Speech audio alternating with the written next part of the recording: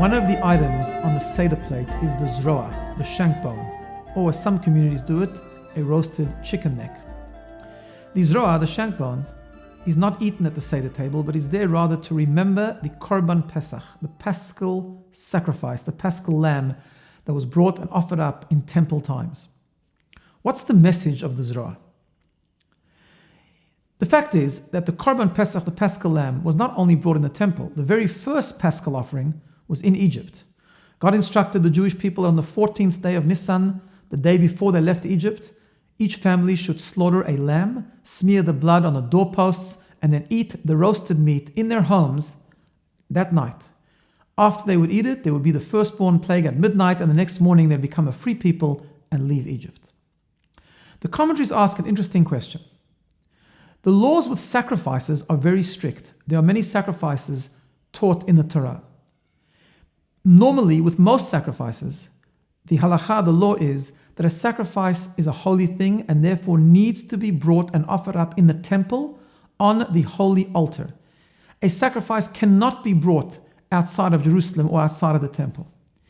The only exception is the original Paschal lamb, the Pesach offering that was done in Egypt. That was no temple, no altar. It was brought in Egypt, slaughtered in Egypt, and eaten in their Egyptian homes. Why? The answer to this query is because the original Korban Pesach was the foundational sacrifice that was the introduction to the Jewish people becoming God's people and becoming a free nation. God's message when He prepared them to go out of Egypt was the following. You are going to become a nation, you're going to become a free and holy nation. In your journey as a nation, you will engage in many holy and spiritual experiences. You will pray, you will study, you will bring sacrifices. You will have many experiences where you engage in intense spirituality to inspire yourself, to boost yourself, to upgrade your spiritual connection. But you need to know the following. Those spiritual experiences are going to be critically important, but they will not be the goal. The goal is not to remain embedded in a spiritual experience. The goal is to draw from that experience into your normal, routine, mundane life. God sent us this message by the very first sacrifice. He said the very first sacrifice you're going to bring is not going to be in a temple. Your home is going to become the temple. As the Medrash says, the Egyptian doorposts became the altar. They were able to transform their homes and make their home a place where a sacrifice can be brought. Yes, we need spiritual experiences.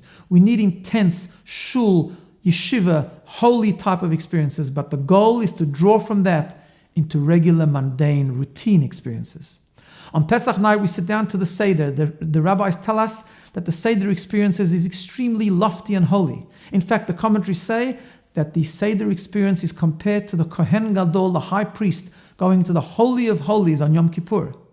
And yet it's not Yom Kippur. Yet we do it in our own homes. Because by looking at the Zeroah, by looking at the shank bone, we remind ourselves that yes, in our journey we do need spiritual experiences, but the ultimate goal is to turn our home, where we have the Seder, into the environment of sanctity, to turn our lifestyle, our businesses, our eating, our sleeping, everything we do that is mundane and ordinary, into part of a meaningful experience, a part of divine service, and part of the connection and journey as a free and holy people.